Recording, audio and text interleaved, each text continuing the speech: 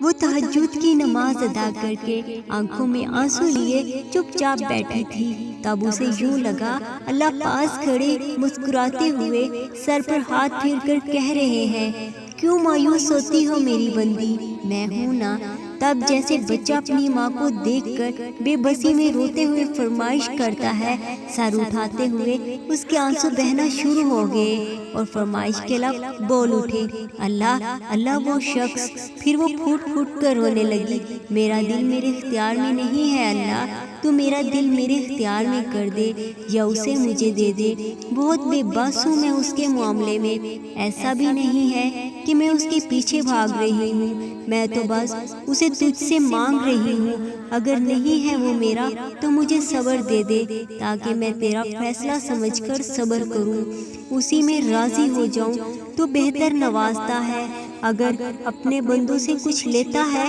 تو اپنے بندوں کو اس سے بہتر دیتا بھی ہے، یا اللہ مجھے اس سے نواز